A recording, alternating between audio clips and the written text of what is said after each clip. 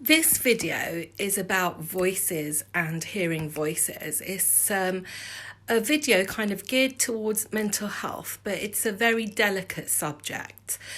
What it is, I used to be a social worker, as most of you know. I'm coming off the cannabis today as well. It's like my mind's going over time.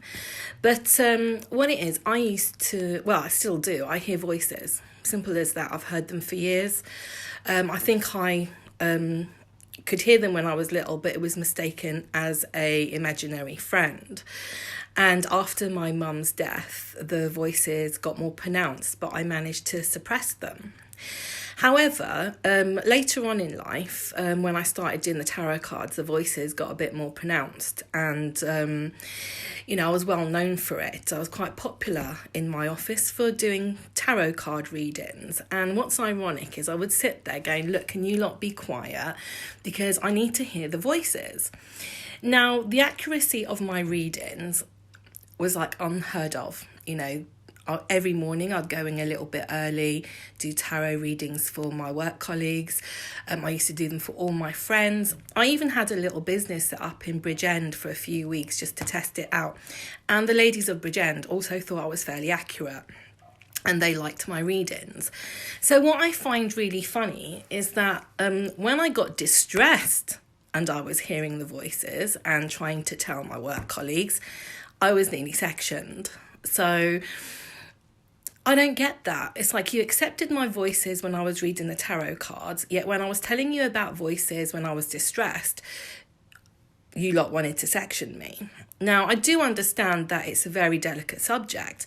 However, this is where more needs to be done in learning the person's history and more about the actual individual, because you can't laugh and want your cards read knowing that I'm getting my information from the voices. And then on the other hand, you want to section me because my voices are telling me things while I'm in distress about how I'm meant to manage a certain situation. And yes, because I was distressed, I wasn't picking up the messages properly. And that's where the care around the person needs to be adapted to their spiritual beliefs. And at the end of the day, religion, you're protected by legislation that your religious beliefs have to be taken into consideration in any actions taken against you. And in the actions taken against me, I don't think my religious beliefs were taken into consideration. Most people knew that I'm a pagan. So my pagan beliefs, I live by them. It's not like I just go out and do a little circle now and again. Paganism is like intertwined in everything I do on a daily basis. Some of my decisions and my life decisions are very much guided by the voices that I hear. When I ask for guidance, I'm told what to do.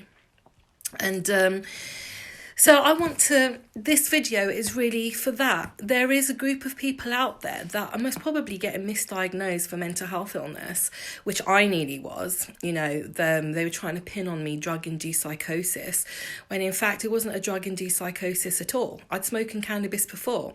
What it was a drug-induced PTSD episode. And since then, the episodes have become more apparent. So this is where there's that fine line between people that hear voices and people that get sectioned. Now, you can have a psychic medium, get into distress, and her voices may become, or his voices may become more pronounced during times of distress.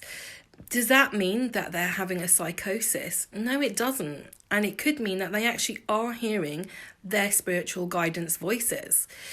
Where is the consideration around this when carrying out a mental health act assessment? Are doctors that are very driven by the medical model even aware of the holistic and the spiritual model when making these kind of decisions about people's life and whether they should be detained or not under the Mental Health Act?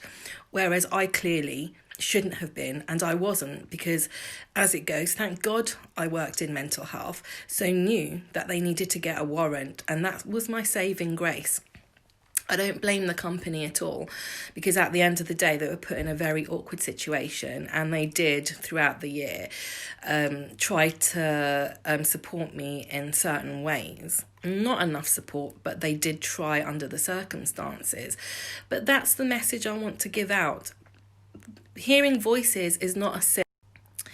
Sorry, getting back to that, hearing voices is not a sin. It's not a crime. In fact, it can be an asset, as it goes. When I was a worker, my voices made me more in tune with people. I was really good at engaging people that didn't really want to talk, because I could sense different things around that person. So hence I would tailor my questions accordingly. And I actually got good results, and this is because of my demeanor, my spiritual beliefs, my holistic approach to people, and the fact that I do actually listen. I might talk a lot, but when I need to listen, I do actually listen. And I like listening to people's stories and why they do the things they do, what happened to them earlier on in life that drives their decision making now.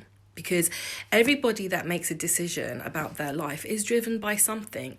And sometimes it's nice to know what drives you. There's a famous saying on the oracles of Delphi. It was above the entrance. Know thyself. If you know thyself and you're honest with yourself, you can actually heal yourself quite a lot.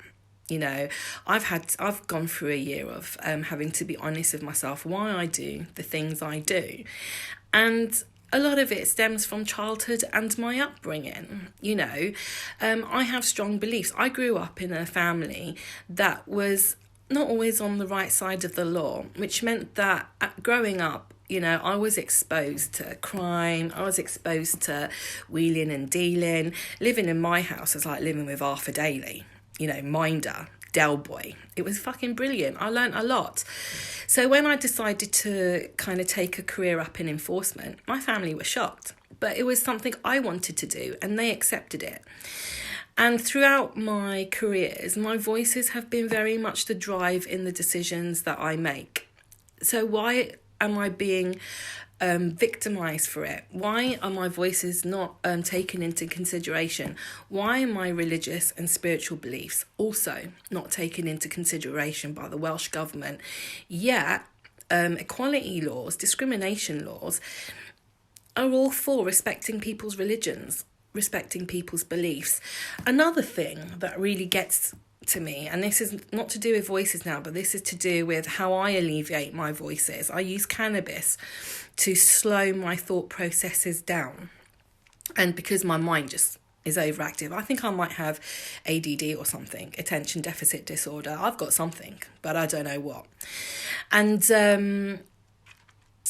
I forgot what I was going to say, but what I'm saying is like I use the cannabis to slow down my thought processes. Yeah, in the Social Services and Wellbeing Act, it actually promotes that the service user is the expert of their own illness. Now, if I'm the expert of my own illness, I'm telling Welsh Government that I need cannabis and it works for me. It also works for a lot of the elderly that use it for pain relief, and it also works for others in alleviating their PTSD symptoms. Now, I'm not saying that it works for everyone, but it works for me. And under the Wellbeing Act, I should be given choices because I'm the expert of my own health, which I am. So I don't need to listen to anybody else guiding me in terms of my mental health, because I didn't get here today by listening to anybody else. I got here today by following my own intuition in what is good for me and what benefits me. And I think that's where a lot of people struggle, because they're told what to do, they're told what's good for them, they're told what's bad for them, it's drummed into them daily. Who's to know what's good for them except for the person themselves? So that's where workers go wrong. They drum into their clients, make them feel bad all the time. You shouldn't be doing this. Oh, that's bad for you. This is good for you. I got told off by telling clients my own personal views on things, One of those was alcohol and cannabis debate, where I told the client that cannabis is a lesser evil to alcohol. I got grilled for that. Whereas, hang on, it is. It is a goddamn... I'd rather have my one of my friends smoking cannabis rather than fucking drinking herself into oblivion every fucking night and causing trouble at the same time. I had an auntie that was also an alcoholic, and, the trouble she used to cause too. I'd rather if she just smoked a zoot and just sat on the sofa watching EastEnders in the quiet. But hey-ho, we're criminalised for that.